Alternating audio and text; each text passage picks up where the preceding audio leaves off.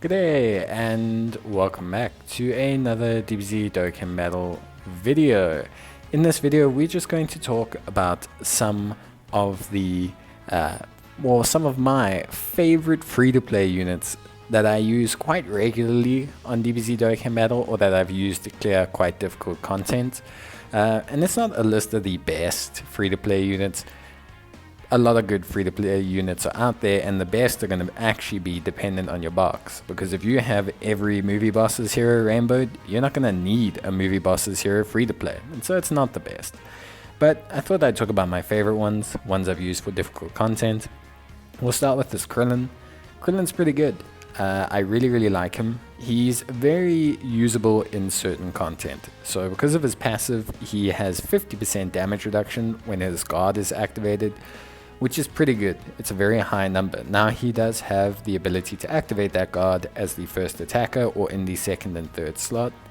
But more importantly, I use this guy almost exclusively for any content where I face a physical unit. I've used him in Super Strength ESBR, Super Strength SBR, I've used him in Ultimate Clash time and time again, I've used him in the Gods of Destruction challenges, I've used him in any bit of content where I'm facing a physical enemy. This guy is a really good unit just to fill up a spot and just prevent me from taking a lot of damage. He doesn't do the most damage, but he's just super solid defensively and really helps me out when I'm struggling to think of a final unit for a team build. The next unit that I'm talking about is Lord Slug. Now, Lord Slug is great, he is fantastic, he has a medium stun chance, which is awesome, and he also has a very interesting passive. So the medium stun chance I love units that stun, mainly because of ESBR and SBR. Stunning is a very powerful ability there, and a medium chance to stun is pretty good. A nice thing about Lord Slug as well is he can actually have quite a beefy passive. He can have up to 160% at the start of turn, which is very helpful in events like ESBR and SBR where they hit very hard out of the gate. And then he also has the ability to heal you by 30% whenever you are below 30% in health. Now, it's very difficult to get below 30% and not die, but the fact that he has that continuous healing ability has actually helped me more and more than you would actually expect. That, coupled with a pretty good link set of big bad bosses and terrifying conquerors and Metamorphosis, which is actually a decent healing link, makes him a pretty solid unit overall. Quite decent, very good. And yeah, he just has a good utility, the heal's really nice, and not like he hits like a truck, but between all his links and his passive, he can have a solid amount of defense. I've seen him have up to 130, 140k defense, which with an item is honestly perfectly fine. The next unit that I think is really good, especially for starting players or players who maybe are trying out Realm of the Gods SBR or ESBR for, the first time, or players who are looking for a good unit. I think overall, Whis is really good. So Whis has really awesome stunning ability, really great stunning ability. He can rack up some pretty high defense, and he also has, the pretty sensational ability to do a full heal. So obviously it's only under certain situations, but overall Whis is a very strong utility and defensive unit, and he's not someone you want in the main rotation, but when you put him in the floating slot, he can definitely do a lot of good work. He can provide some really good support overall in the form of healing, stunning, and just isn't a unit that's going to let you down defensively, which I think is really great. Considering the fact that he's pretty much a free unit entirely, I think he's really worth the investment in trying to get him. Plus you need him to get a lot of other easy A's, so you kind of have to get him anyway. The next unit that I really love, and I used him actually before his easy A, and he's even better now, which I think is really awesome, is this Great Sandman unit. So this Great Sandman unit is awesome. He's so good in SBR, ESBR content.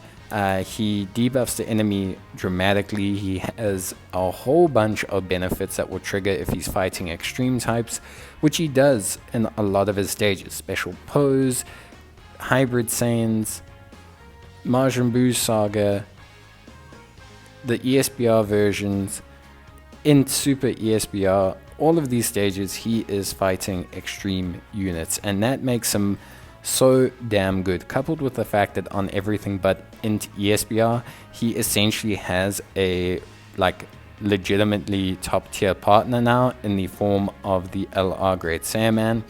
I think he is really awesome, and he is a great unit. He was before his EZA, but now he's really good. I even used him before his EZA for the Int or the Super Int ESBR, so that kind of shows you how good he actually is. The next unit, and well, the final unit that we're going to look at in detail, is the Super Saiyan Gotenks Ghost. I think he's really awesome. He's got a stun, which you'll see I like. I tend to like units that have stuns, especially when they're on categories like Fusion that lacks a lot of utility. His stunning and his ability to heal are kind of awesome. And they actually honestly do a really great job at helping out a category which, before the arrival of the Int normal Gotenks and the AGL Gotenks, didn't have a lot of utility to go with it. He's got a great link set that can link up with a lot of decent Gotenkses, and overall he's just really solid. It creates rainbow orbs as well, which is something that's super helpful in a lot of content, especially in teams where maybe your key is not so great.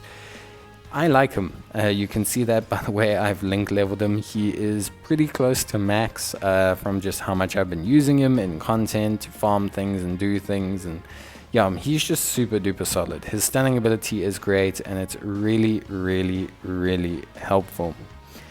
And then finally, I think as an honorable mention, I kind of have to talk about him because I think he is just probably the best free-to-play unit currently, if I do have to put a label on it. I'm not including LR units in this video, just LR units are maybe not so important in the sense of they're LR, so they're kind of separable. This Goku is really good. He raises attack and defense, he has a high chance to evade, and he also has a pretty good passive and is a support for the Universal Survival Saga. This is pretty much the epitome of simplicity meets performance.